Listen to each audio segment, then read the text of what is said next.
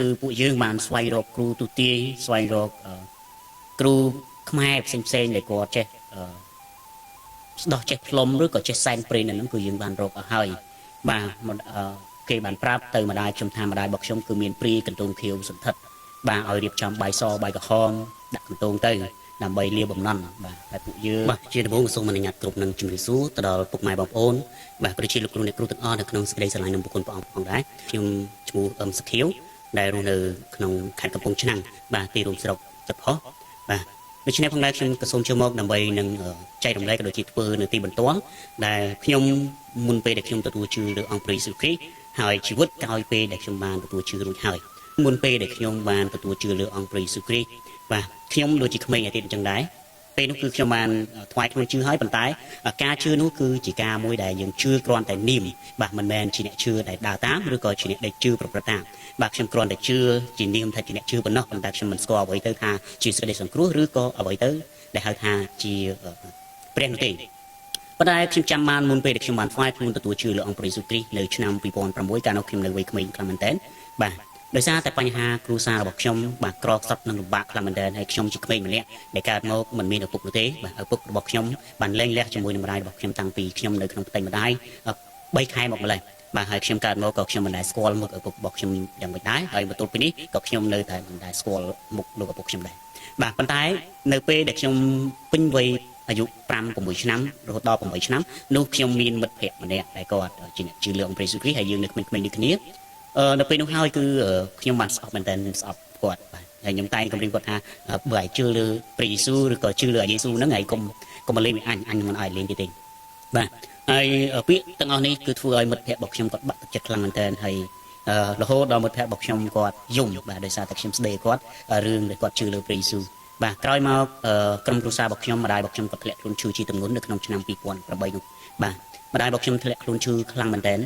បាទរហូតដល់ដេកនៅកន្ទេលដែលគាត់មិនអាចហូបបាយបានមិនអាចទទួលទានទឹកបានបាទរយៈពេល1ខែដែលគាត់ដេកដួលនៅកន្ទេលបាទមិនយូរប៉ុន្មានក៏មានគ្រូកងវិល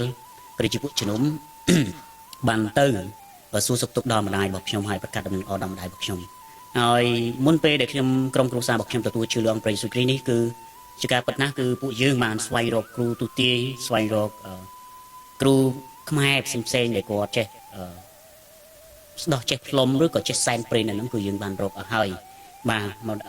គេបានប្រាប់ទៅម្ដាយខ្ញុំថាម្ដាយរបស់ខ្ញុំគឺមានព្រីកន្ទោងខៀវសន្ធិដ្ឋបាទឲ្យរៀបចំបាយសបាយក្រហមដាក់កន្ទោងទៅ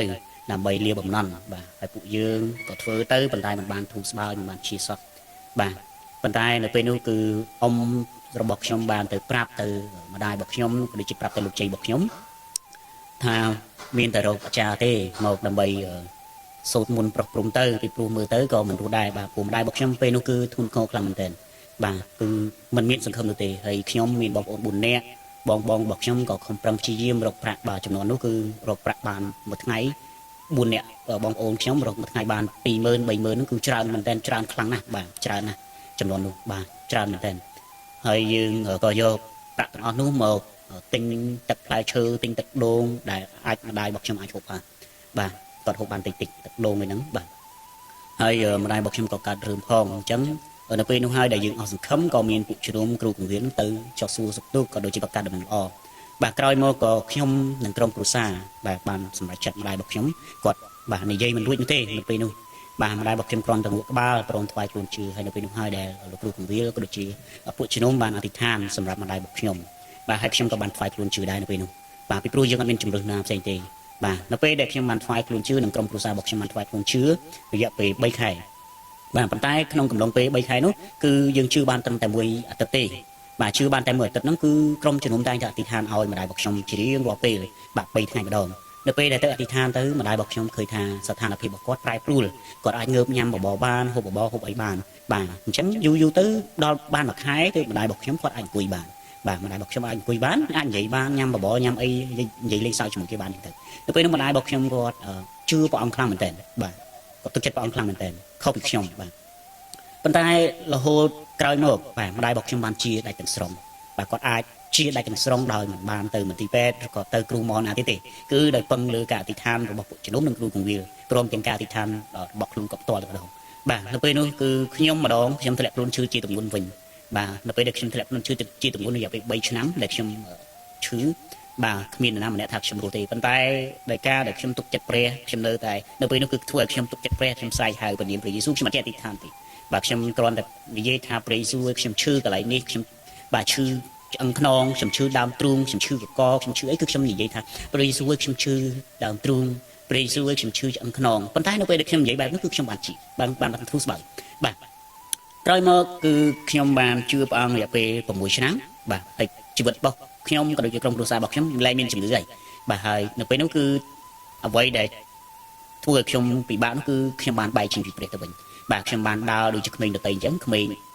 គេហៅថាសង្គមក្មេងនៅពីបាទខ្ញុំដើរមិនប្រព្រឹត្តរឿងមិនល្អ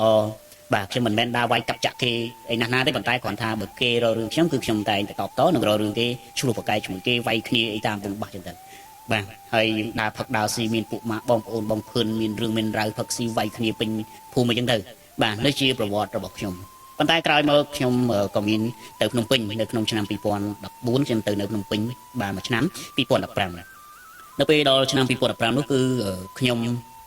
បានបោះបង់ព្រះយូរហើយតាំងពីឆ្នាំ2011ទៅខ្ញុំលែងដើរ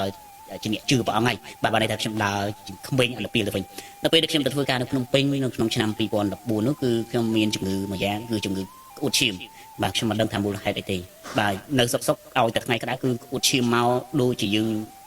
បើក្បាលរំរែងអញ្ចឹងបាទគឺវាហូរមកតែម្ដងគ្រាន់តែយើងហាមាត់គឺឈាមហ្នឹងហូរមកតែម្ដងបាទនៅពេលនោះហើយគឺខ្ញុំចាប់ផ្ដើមនឹកឃើញព្រះអង្គឡើងវិញបាទនឹកឃើញព្រះអង្គ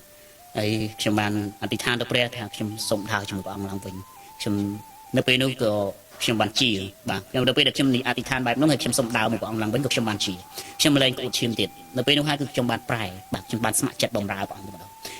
នេះជាការមួយដែលអស្ចារ្យហើយដែលជារឿងមួយដែលខ្ញុំឆ្លងកាត់ជាប្រគុណដែលខ្ញុំបានជួបជារឿងដ៏អស្ចារ្យមែនទែនសម្រាប់ខ្ញុំហើយនេះជាទីបន្ទាល់មុនពេលដែលខ្ញុំជឿព្រះអង្គហើយជីវិតខ្ញុំបែបណាហើយក្រោយពេលដែលខ្ញុំជឿព្រះអង្គជីវិតខ្ញុំបែបណាអរគុណព្រះអង្គសូមឲ្យព្រះចង់ចាប់បានទានពរទាំងអស់គ្នា